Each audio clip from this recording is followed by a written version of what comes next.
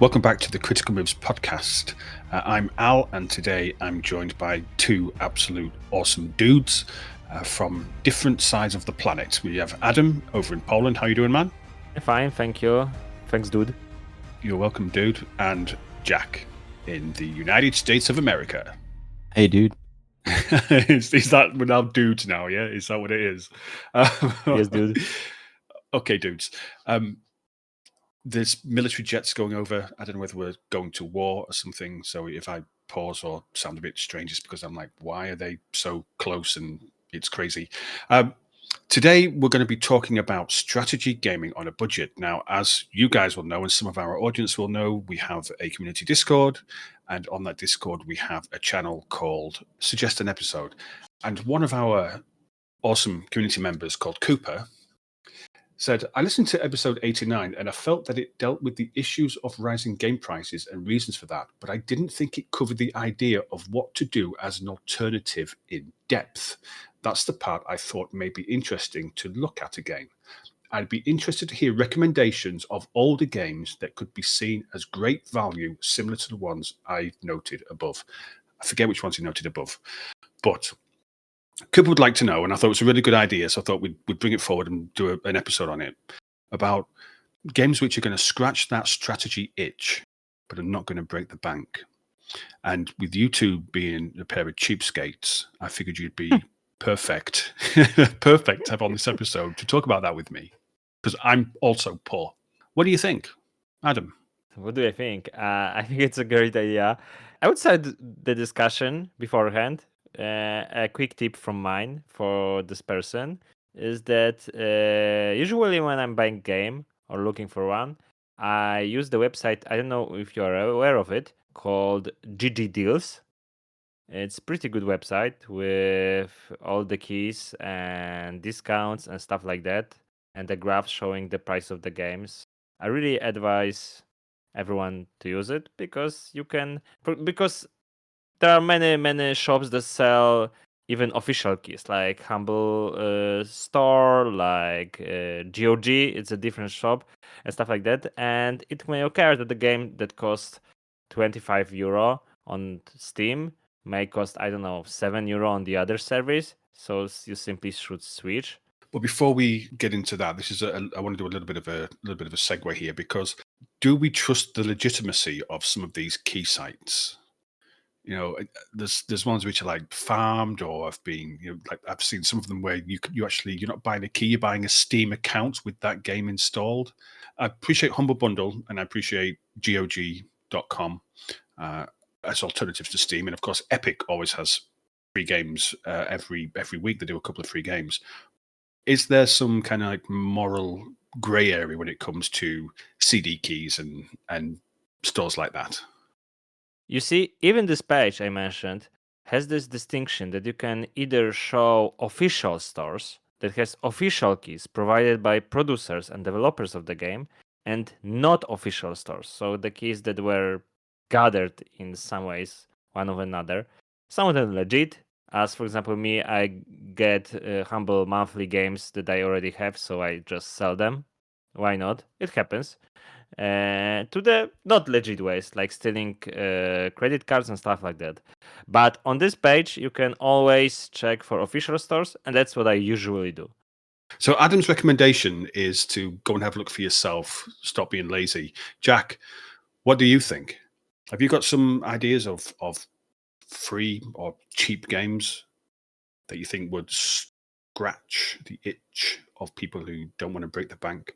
Well, firstly, Al, I wanted to say I'm sorry to hear about your financial situation that you admitted to earlier. But, especially as the military jets are flying over your home. But, before we jump too far away, right, if we stay on the websites that Adam is suggesting, to answer your question, do we trust the legitimacy of these things? I think it's good that Adam specifically provided a website that does offer legitimate means to obtain these keys, or at least it offers a store that promises that the keys were obtained legitimately in some way. That said, to answer your question, based on my experience and knowledge of these things, from what I understand, yes, the idea of buying a Steam account or the idea of I mean, well, firstly, buying a Steam account, I wouldn't necessarily recommend that at all. Similarly, I see sometimes where they offer that they will send it to you as a gift. Honestly, I see the idea of the keys being emailed to you or receiving them as a gift in your Steam inventory, both as somewhat, I mean, not legitimate in the means that they may have been obtained, but they seem relatively safe, especially if you're using a third-party payment system. I just wanted to put that PSA out there because apparently, and I don't know how legitimate this is itself, but I've heard that a lot of those Discord spam accounts that join Discord servers and then share, like they spam images, especially ones that you know were accounts previously in your server that did not operate that way or were accounts of friends that you've had in the past. Apparently, those accounts are being compromised, or many of them are compromised through the use of things like linking a Discord to those illegitimate key websites or basically granting somebody access to their computer by downloading the game from those websites themselves or something in that manner. I don't know how true that is. And I'm sure there's multiple scams and phishing schemes out there that people use. But to answer your next question, yeah, I have some ideas for how to actually strategy games pretty cheaply. I think it's a good segue into what that actually looks like. And so honestly, where would we start, Al? How about the three of us start with free strategy games? What do you know about free strategy games, Al? Beyond all reason. It probably is top of the tree in terms of RTS games, which are not going to cost you anything at all. Huge community. Adam, I know that you didn't have a great experience with some of the online situation with Beyond All Reason, but from the other people I've spoken to about Beyond All Reason and with my involvement with Sanctuary Shattered Sun, Bar comes up very, very frequently as the game to look at and the game to beat when it comes to being in that large scale RTS space. So that would be the obvious place to start if you are a strategy game fan and you don't want to spend any money. Go play Bar, because I think they've got like 60,000 people in their Discord. It's huge. There's always people available to play. It's not just multiplayer. There's co-op. There's online co-op, so you don't have to play against somebody. You can play with someone. And of course, we know recently, and I think there's a bit of a it's a bit contentious. There's the plans now for the single player version of Beyond the Reason, which won't be free. It'll be a commercial product, but at the moment, the core Bar offering doesn't cost a penny. Yeah, absolutely. I mean, I think that's a great place to start, right? Because one of the things that we can say as people who have experienced Beyond All Reason is that Beyond All Reason is free because it's community sourced. It is not a scheme like a bunch of other free games on Steam or mobile games where they're getting you into the ecosystem of the game and then kind of like siphoning or giving you opportunities or teasing you with ways to monetize in the future. Beyond All Reason is just entirely free.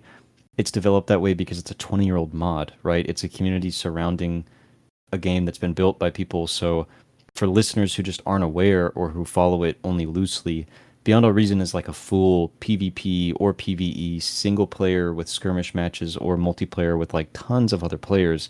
And none of those features are going to be locked behind anything besides just making sure you have the launcher up to date. So I think it's a really good first suggestion from you, Al, simply because it is a total package.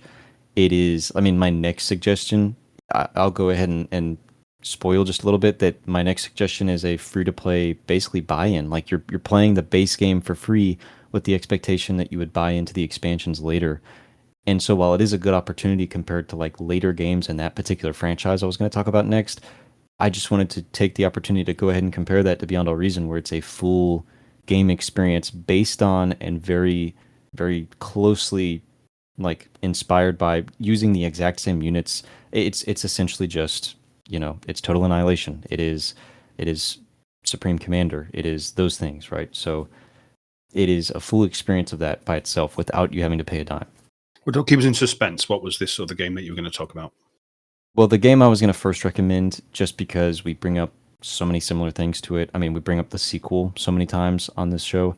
I was going to bring up Crusader Kings 2, which I've brought up a few times. Not that I've ever played it, but I bring it up because I've noticed, despite me having not played it, that it's consistently popping up on my Steam as a free-to-play game, and it advertises its free-to-play experience as a big banner right on the Steam key art. And so looking into it, right, I just understand that Crusader Kings 2 has been made free to play at this point, with the expectation now that they've implemented a subscription service for expansions, similarly to how Paradox has for now Crusader Kings 3, I believe, also has a subscription service. I think Victoria might have it now, but the main one being Stellaris, which we talk about all the time on the show. But Crusader Kings 2 having the base entire full game without, all of the other expansions as a free to play game means it would be the same thing as if you had just gotten Crusader Kings 3 for free. And so you don't have the expansions that Paradox games are known for that add so much content to the game and really flesh out the mechanics you enjoy. But the fact that you have all of the original intentions of that game and possibly, similarly to like Stellaris, they probably at this point have bundled in certain very early expansions that they feel are necessary to the core experience. So you're probably getting the base game plus some for free. And I feel like that's pretty good on a budget because there's nothing wrong with having expansions to buy later. What do you guys think? It can be a good model for developers and publishers as well to give you a taste. But I don't really like that because I think it's that same thing that we've talked about in the past with DLCs and expansion packs, where they're just giving you the bare bones. And I appreciate they're giving it for free, but they're doing it with the deliberately holding things back. So that it's almost like you have to spend even more money than what you would to buy a complete base game in order to get anywhere near the experience that you perhaps would expect to have. Like before we get even too far in, I want to go ahead and get something out of the way because I liked the idea. The approach I was coming from at first was to slowly scale up the incremental like buy-in for these games, right? We could go from free to probably very cheap strategy games. I'll go ahead and get this major point out of the way though, which does jump a little bit, right? We're going in like the $20 range really, which is I feel like this entire conversation would be remiss. I would be remiss if I did not bring up Game Pass, right? So Xbox offers a subscription service, and I think what's important is that as often as I talk to people who play PC games, so many of them don't really look at the selection that Game Pass has, and I'm no representative of Xbox or professional marketer on their behalf. It's just a service that I do utilize, and it actually happens to carry a bunch of strategy adjacent or just pure strategy titles. The biggest one being that outside of when Hooded Horse is generous enough to send us keys, I'm not always the one that receives the keys for Hooded Horse titles when they release here on the team and gets to review them. But if I'm covering those games in the same capacity or having played their demos and I'm excited for them, Xbox Game Pass for PC, which is already cheaper than their mainline, like their high-end Game Pass subscriptions. It's just a PC subscription. You're not expected to be paying for Xbox Game Pass and online multiplayer for a console you don't own, right? So if you have a PC where you play strategy games, which I believe is the majority of our audience, Xbox Game Pass for PC is honestly like, yes, the price keeps increasing, so it's not the most affordable option in the world, but it receives every Hooded Horse title on launch. As of like the past year, I feel like we've covered them on Critical Moves, and it also has all of the Age of Empires titles and their spin-offs because Ensemble, which now of course now it's World's Edge, they maintain the Age of Empires franchise for Microsoft. They're an Xbox subsidiary. So beyond that, it also has tons of different EA strategy games. It has multiple Ubisoft strategy games like the Anno series because both of those subscription services from both of those major publishers are tied in to Xbox Game Pass for PC. So again, I don't want to go all day being a shill for Xbox Game Pass. It's just that if it's not something that you would have considered, but you were looking for something on a budget, it really is, like, bad press aside, the reason why so many people feel strongly about the bad decisions that Xbox is making is because Game Pass has been and still continues to be, especially for PC players, a really good deal for a subscription service for a lot of games, especially if you like strategy games, because the catalog for that just continues increasing as Hooded Horse releases a new game basically every month. I was a huge advocate for Game Pass. Unfortunately, I'm not right now at this point. I was subscribing to the service for quite a while, but at some point I just discovered that for me at least, it wasn't worth the money due to the fact that as an adult I don't have so much free time to play so many games, So usually it came down to me playing one game a month. And due to the fact that also the technology plateaued and basically the games look the same and not much is being improved in the technological terms, I do believe that playing older titles and being a patient gamer is much more appealing to me than paying a subscription for newest games. Like, I know the developers are counting on the launch money. Basically, everyone is basing if the games will sell, if the games will be successful or not, if it at launch was sold enough. Unfortunately for me, at this point of game industry, I believe that you can, if you are able to wait like couple of months, you will usually you get the same game for half the money or even less. I think there's an interesting point that you make there, Adam, about you'd rather play slightly older games and pay for them outright rather than pay a subscription for the newer games. And I want to come on to that in a moment, but there's a couple of things. We mentioned Beyond Our Reason as a genuinely free, complete experience. There's a few others which are very similar, and I'm just going to quickly rattle through these, but I don't want to focus on them too much because I know that you wanted to do an episode in the future on free strategy games completely. So we're not going to go into these in any depth, but this is just for our audience. If you want to have a look at some free options to play strategy games, this is a good place to start. So we had Beyond Our Reason. Have you seen Zero AD? It's like a Age of Empires free version of Age of Empires. Have you guys seen that one? Looks awesome, and it got beta version this year, I guess. I really wish I would try it if I had more time. Yeah, it's free open source and it's still in development all the time. OpenTTD, Transport Tycoon. This one is a legend. 1994 era systems, but it's I think it's the same as there's Open RC2 Railroad. Is it Roller Coaster Tycoon? Open RCT2, Open Roller Coaster Tycoon 2. That's not free, but it's dirt cheap. If you own the original game from 2002, if you own the original game, you basically get a new engine on top of it for free. So a really, really good option. There's Unciv and FreeCiv, which are Civilization reimplementations, which will run on any kind of machine. So if you really want to get, if you thought Civ 7 was crap, but you want to be able to play Civilization, have a look at Unciv and FreeCiv. Two more, OpenRA or OpenRA, which is the fan-made client for Command & Conquer Red Alert, June 2000, with 2025 quality of life features. Kind of superseded by the Red Alert Command & Conquer Remastered collection, but we'll come to that one later on in this episode. And there's Open XCOM as well, which re-implements and extends the XCOM game from 1994 and offers huge mods and doesn't cost a penny. And if I would add one more, I would say Mind Dice 3. It costs $10 on Steam, but it's even written there that on the webpage you can get it for free if you download it directly. And it's really great game. And what's more, it's made also for mobile. And it works really well on mobile. So guys, if you wish to play on the go, and watch out for this title because it's really, really good one. It is a tower defense Factorio-like.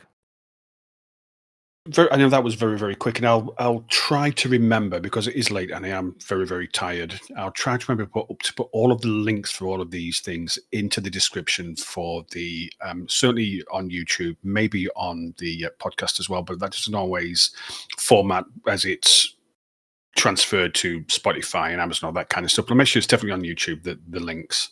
I'll try and make sure it's definitely on YouTube.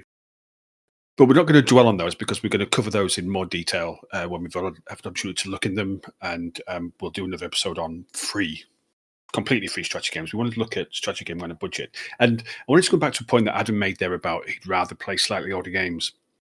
Because one thing that I thought about when I was thinking about recording this episode tonight was the aging curve that we have in strategy games and how it's almost like strategy games they're not impacted as much by this aging curve. Now, if you look at a strategy game from 1990 and compare it to a game from 2000, the graphical and the systems and the UI and the UX, the differences are astronomical. If you look at 2000 to 2010, again, huge leaps. If you look at 2015, which was 10 years ago, or 2016 was 10 years ago, wasn't it? Let's look at 2015 to 2025. The actual difference, graphically, systems-wise, or whatever, it's minimal. The curve has flattened so much that you can play a game. If you look at, like, for example, Deserts of Karak, I can't remember when that came out, but it must be about 10 years ago, where the Homeworld prequel, Desert of Karak, came out. And it's an excellent looking game. And it competes with games which are released in 2025 and 2026 graphically and in terms of its systems. And it's dirt cheap because it's an old game. And it still, I hate the phrase holds up, but it still holds up today because it still looks incredible despite its age. Because of the way we play strategy games, which is you're looking at someone's face and worried about the movement of whether it's photorealism or whether it's been body mapped or anything like that. It's animated, it's coded, it's pathfinding and things like that. I think you can really get away with playing strategy games which are older and still getting a great experience. Do you agree, or do you think I'm just talking out my ass? No, I agree. And I actually wanted to use that opportunity to talk about my next big point, which was a storefront like GOG.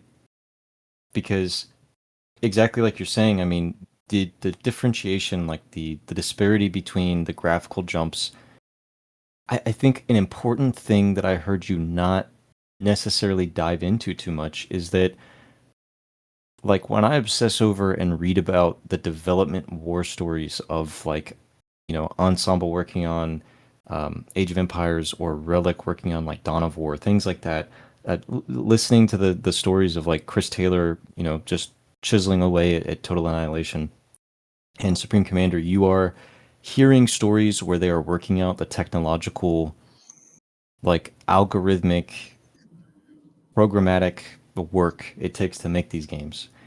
And sure, there are technology leaps, absolutely, within those years. But the thing about strategy games is that they've always been hyper-focused on achieving generally the same goals when it comes to technology, mostly because having a strategy game inherently means something for the game. It's like, maybe the technology around a first-person shooter can change across generations, but ultimately, if the primary focus is that you have to view the perspective through the first-person camera, then that's the same thing as saying that strategy games kind of, for the most part, have a limit to how many units you can control before you feel like you're too far away from the battle. And so that's a benefit, right? What I'm trying to say is you can tell when a strategy game mostly comes out just by the way it looks graphically, and the quality of life improvements are a big deal. But something that we've always talked about here at Critical Moves is that if you play a game that was released in the 90s and then a game that was released in the 2010s, outside of quality of life and graphics, a lot of the technology is ultimately going to be the same. Sometimes the number of units are the same. The fact that Supreme Commander releasing in, like, the mid 2000s is able to have the same number of units and similar map sizes to something like Beyond All Reason that's still getting worked on today by a massive community of people intent on developing that game as far as they can take it. But Supreme Commander boasts, like, 81 by 81 kilometer sized maps, if you'd like, with like tons of different AI on the field and so many different units, and that's the whole point of that game. Then you're looking at games where they're, like, inherently using the same technology. So, point finished there. What I'm trying to say is there's really no reason to justify not playing older strategy titles if you can get past the graphics, like you've been saying, Al. And so with storefronts like Good Old Games or GOG, you have a massive collection where they're constantly discounting these older strategy games, and all it takes is for one of them to pique your interest and for you to get past the initial, what we call jank of old technology and graphics, and then you're playing them, because we can listen, both of us could listen to Adam spend the rest of the episode talking about which Heroes of Might and Magic to play. But I would argue you don't necessarily need to listen to Adam talk about it, because GOG probably will discount all of them for somewhere like $2 to $3 or less than $1 every other month. Every time I open up GOG, which is usually like once a month, I don't play everything on GOG all the time, but when I do open it, they're basically asking me to play Heroes of Might and Magic for free. It's like a shame. I'm like, I'm going on there to buy a game, and then they're like, here's 100 different strategy games that came out in the 90s, and they're only going to cost you $10 for all of them. And it's not like they're bundling them really. I'm exaggerating, but so many of them are less than $1 or $2 or $3. Before I come to Adam, because I know he has something I want to say, I just want to pick up on a point you made there about getting past the graphics. And this is kind of the point that I was making, is that you don't need to. I mean, if you look at Supreme Commander, you mentioned Supreme Commander, it was released in 2007. It's almost 20 years old, and it still looks really, really beautiful. It still looks great. The models still look great. Because it's just well, not completely flat, but it's just a map with robots running around on it. There's nothing to get past because it still looks excellent, even 20 years later. Exactly. I only wanted to mention that one thing that changed, and it can be bothering some people, is resolution. And what I would advise anyone who is playing old games, always type the name of the game and type HD mode, because 9 out of 10 times there is HD mode that fixes resolution for these games, so you can play on your 4K monitors. Like, for me, this is the thing that's bothering me in the old games. Except for that, as you mentioned, graphics in the status is still amazing, and due to the fact, to the nature of game as a strategy game, it's really easy to cope with, comparing to, for example, playing an old FPS game or something like that. In case you are bothered, again, search for resolution mod, and 90% of the time it's there, and it fixes all the problems you can have. And one more tip, guys, don't buy Heroes of Might and Magic free on Steam. Buy it on GOG, because on Steam you get a lackluster HD edition. It's a story for another episode, but basically it lacks half of the content. Just go and play the Heroes of Might and Magic free on GOG, because it has 2 expansions, and it is the most complete package out of the all you can find. What's the new system that GOG have? It might not be new, but where the community can actually recommend games that they want them. Is it the Preservation Society? Is that what it's called? Have you seen this, where you can go onto GOG, say, I really love this game, and I want you to preserve it, and then the community votes, and if it gets a certain number of votes, then GOG will actually take it onto a project, and they'll release a stable version that works DRM-free on modern systems. Have you seen that system that they have? Yeah, I have. It's represented by like total number of votes possible in the community. Yeah, at some point I read the interview with the owner of GOG. Basically, because GOG has pretty open store policy, so half of the time, if the game is released on GOG, it's being worked on by GOG people, not by the developer itself. So, for example, you got Heroes of Might and Magic 3, that's on GOG, and the creators of this service worked on it to make it work on Windows. That's why they created this program, because the changes they make, they publish it to the producer and developer of the game. So then the developer of the game can publish the same game on the Steam and other services. And due to the fact they are basically losing some profits that they could make. So they right now they started Patronite. So you can basically patronize this whole initiative for them to work on old games, to make them work in Windows, because with each iteration of Windows, you lose some compatibility between them, and the most popular titles basically needs to be reworked in some way. And due to the fact they publish the changes to the producer, and producer can take it to the Steam, they're not earning money on it. I was aware that the majority of the time the games on GOG had been worked on by their staff, because a non-strategy game example, a game Fallout 3, is notorious that when you purchase the Fallout 3 version on Steam, it just does not run, because it was developed specifically where that particular port available on Steam only works on a redundant system on Windows that was called like Games for Windows, or I think it was like Windows for or something like that. And it's like a redundant system that no longer operates. And so everyone always says you have to buy the GOG version of Fallout 3, otherwise the game does not even boot up on Steam, or you need a bunch of compatibility mods that replace things. And the GOG version just works like a charm. You just install it and it works. You can mod it to your heart's content. And like Al brought up before, for anybody who's just not aware, one of the major selling points of GOG is that unlike on Steam, when you're purchasing these games, GOG staff have done the due diligence of removing the DRM.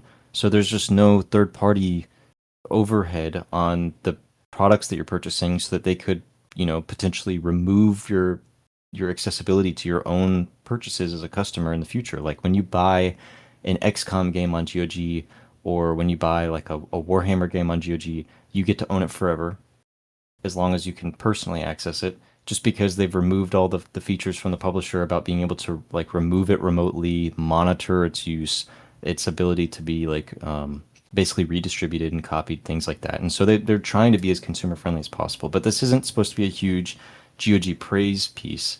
It's just that if you are someone who's grown up with strategy games, especially through multiple like Silver Age, Golden Age, Bronze Age eras of strategy games as they've come up in the world. Iron Age, Dark Age. Yeah, Stone Age for Al. Stone and then Age. You get to GOG. I mean, you're gonna, if you have not looked at what they have to offer, you're gonna just see like a waterfall, like an oasis of titles you probably forgot you ever even had access to or purchased physically at some point. And they're gonna be available on GOG for you to purchase again. They're gonna generally run.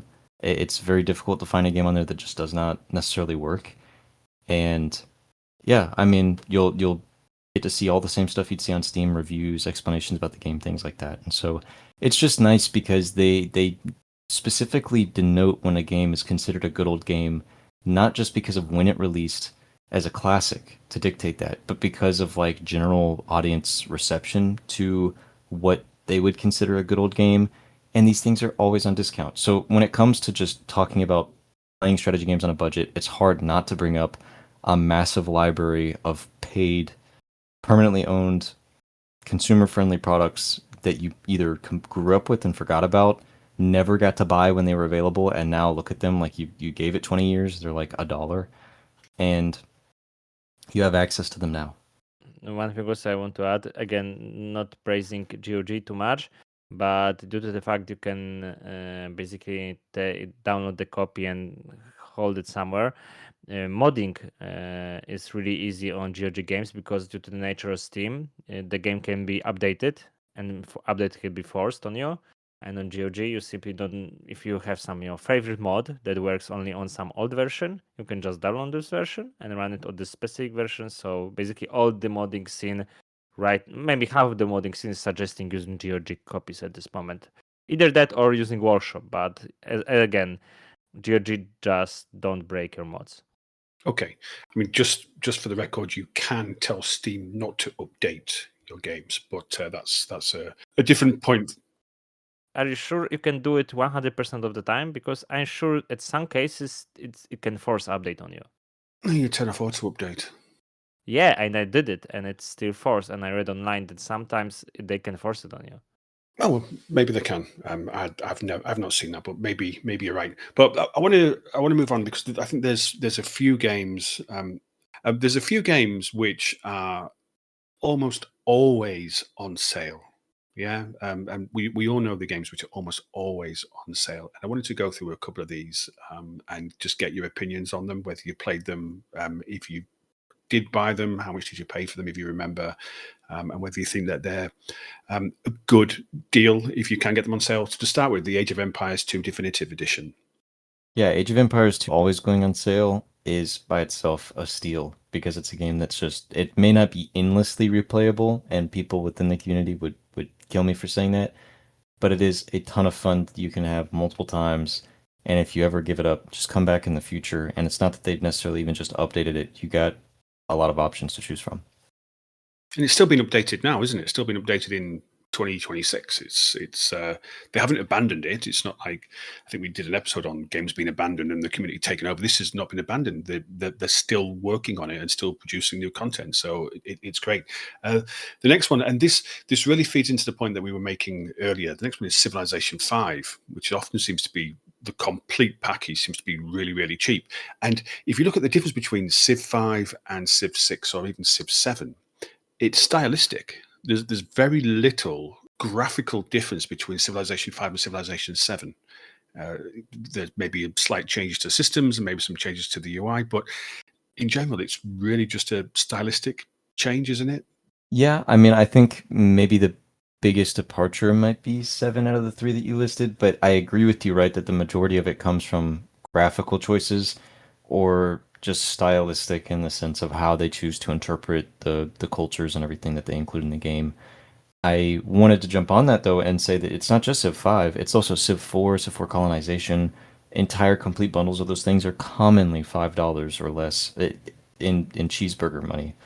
But you have to play Civ 4 and Civ 5, and Civ 6 is generally also on sale. That's it's Civ 7 not as often because of course it's the newest one, but Civ 6 is commonly on sale with at least the first or I think both major expansions.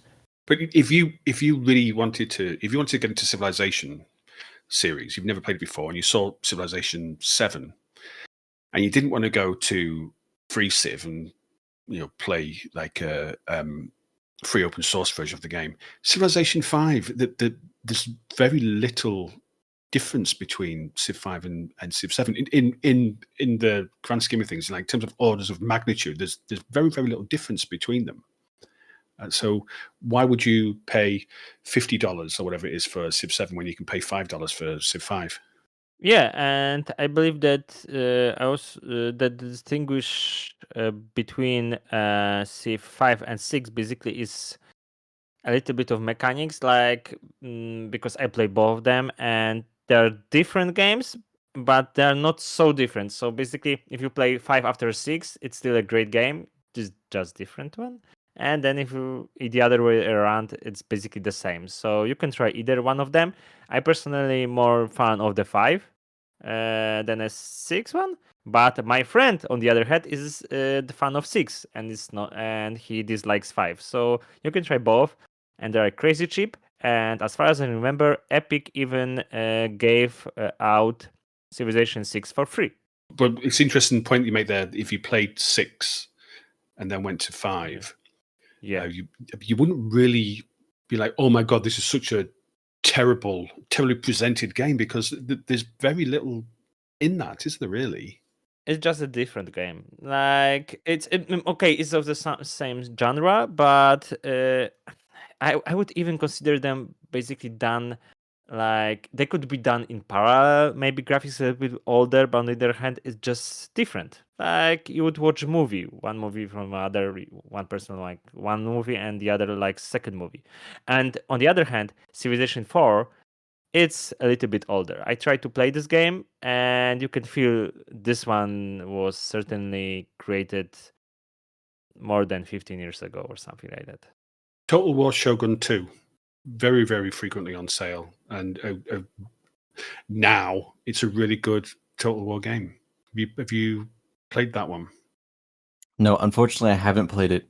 I agree with you, though. I always see it on sale. In fact, I was surprised because I asked on the team, I want to get into the Total War series, everything that Creative Assembly's done, what games to buy. And honestly, I've just been surprised by the consistency at which, like, Total War Warhammer 3, the most recent of the 3, and 2, and Total War Warhammer, the original, are frequently on sale, and so are many of the Total War games just across the franchise. Like, they seem to do franchise sales multiple times a year, which is probably common for most publishers, but it's just surprising to me that even Total War Warhammer 3, like, they price all 3 of their Warhammer games for about $15, and all the DLCs are on discount. I mean, it's just, if you're looking at strategy gaming on a budget, you can probably save up some money and then sweep through the big catalog of Total War games. Yeah, and with Total War is the case that basically if you want to start with a series, just think of an episode in the humankind history and just choose this installment that represent this period. Another thing I wanted to mention on Jack's buying guide is that, like, yes, I brought up the Game Pass earlier. If you are an Amazon Prime subscriber, this goes out to the people who are subscribed to it for one reason or another. disregarding the reason, like I'm not saying go out and get an Amazon Prime subscription for this, but if you have one because of other things going on in your life, or just it's a service that you use regularly, you inherently also receive Twitch Prime. And if it's something you've never looked at because you have no interest in watching people play games, if you're a strategy gamer who plays single player strategy games, then you might be surprised to know that Twitch Prime gives away games for free every month. It's not just the Epic Game Store that you hear about giving away games for free. And over the past year, I believe they have given me Total War, Three Kingdoms, Total War Medieval, and Total War, I think Pharaohs or Pharaoh for free over the past year. And I'm pretty sure at least Pharaoh and Three Kingdoms are two of the more recent Total War titles within like, I think it was like 2019 and 2024 or 3, which was when Three Kingdoms came out. I can't remember exactly, but I mean, both of those titles basically brand new Total War games. And so even if the reception has been shaky on them before, the fact that I've gotten them for free means that I'm like slowly growing my catalog of Total War games without ever having to pull out my wallet on Steam. And that's not including the number of other strategy games that they've given me in the past too. I think that the Amazon / Twitch, they're redeemed on GOG and Epic, aren't they? They're never Steam keys, are they? Well, yeah, there's 3 options. The only one you're missing is that Amazon does have their own gaming service through Luna, which was supposed to be their whole cloud gaming thing. They do actually have like a digital games library that you can amass. And so I think it just depends on who the publisher is. But yeah, as far as the Total War, like Creative Assembly titles and Firaxis, it's always been on Epic Games. They've given me Civ 6 and all of its DLCs, like the complete edition, for free. And they've also given me Marvel's Midnight Suns for free. So that's a game I'm actually looking to check out in the future because we've talked about Firaxis so much recently.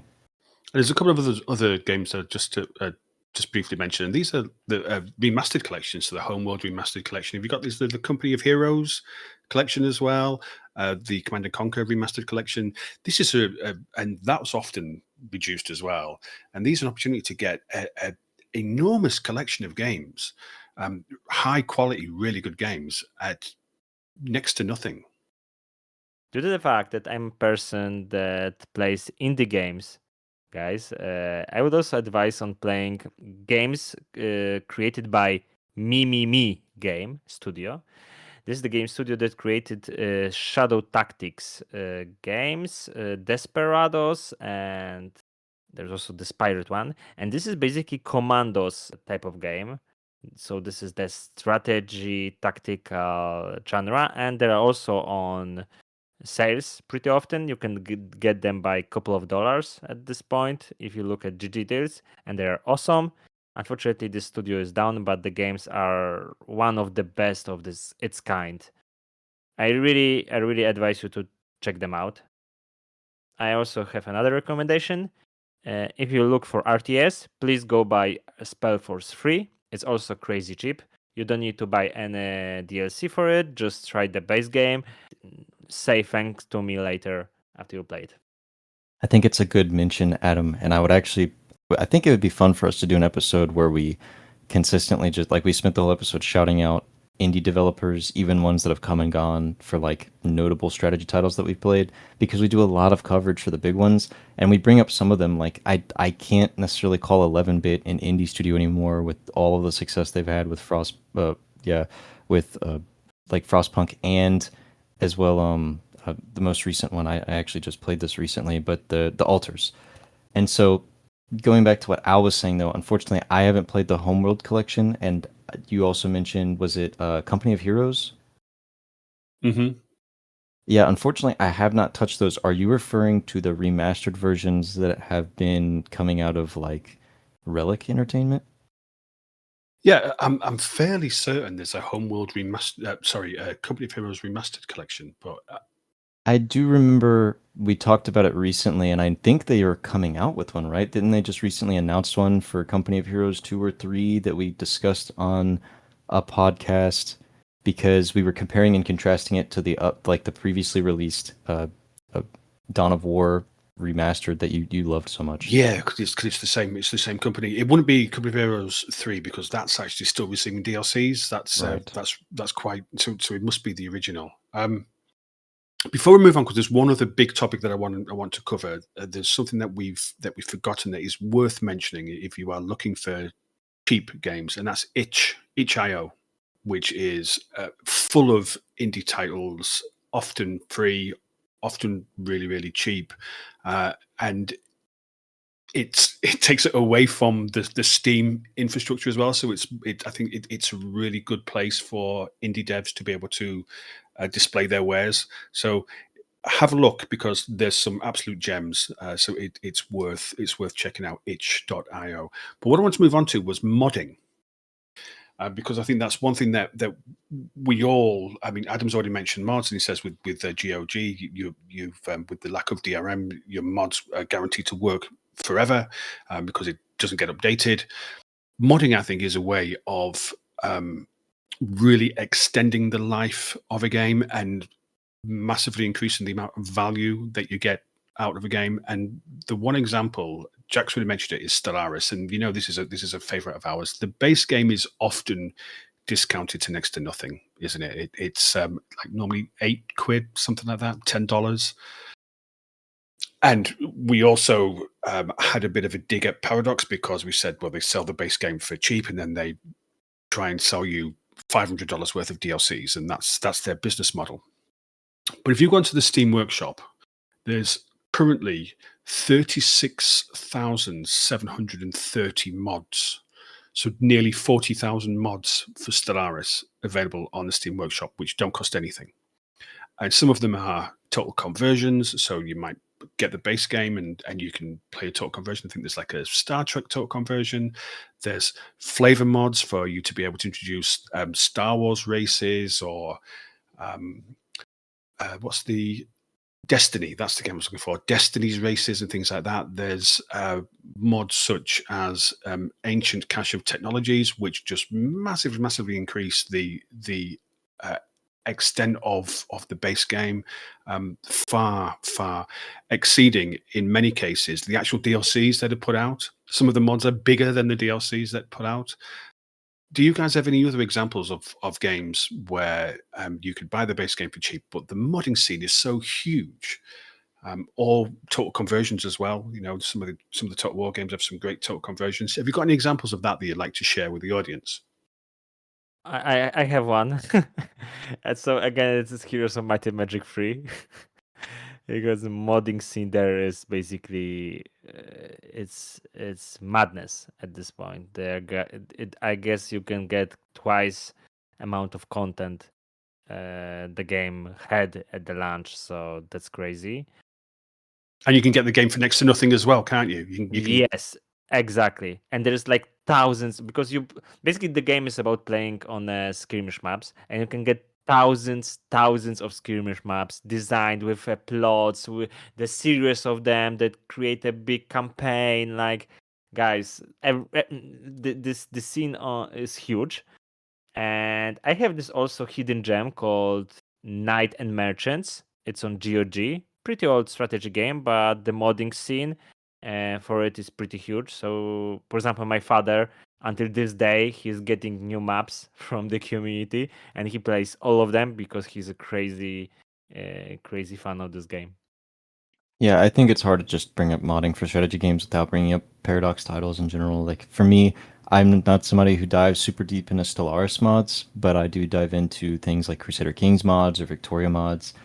I think when it comes to that, it's just because for anybody who doesn't mods Paradox games, most of the time, even if you buy them on GOG or Steam, when you boot up the game, it's just one of those games where they also have a second launcher for Paradox specifically.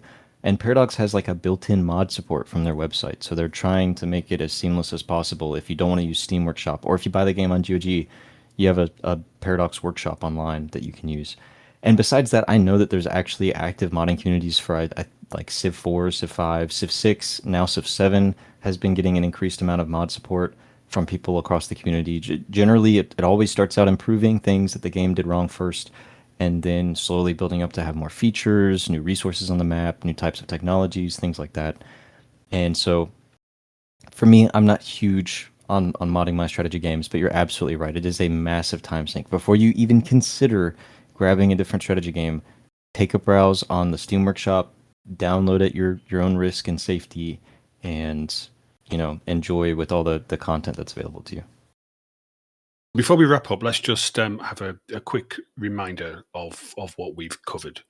So there's free games, Beyond Our Reason, Zero AD, Open Ra, there's games like that. We've looked at GOG, we've looked at Epic with their free games. Jack's mentioned the Twitch and Amazon subscription service where you can get free games on there. itch.io, games which are always going on sale on Steam. There's some really great games which are almost always on sale. Dwarf Fortress is always on sale, is it? No, the original is free. Joe brings up all the time. Dwarf Fortress is still free. There's just a paid version on Steam that looks nicer. I just don't pay attention to Joe. That's the problem. So there's there really is a lot out there if you want to be able to get into strategy games, but you don't have a lot of money like me, as well as the military jets, Jack. That there's options out there. You just got to look. And if you want to come to the Discord and make a post for some suggestions, Adam will help you out. I think that's as good a point as any to call it a night. So, chaps, thank you very much. Adam, awesome as always. Jack, thank you. Awesome as always. Thank you very much for joining me to talk about strategy gaming on a budget.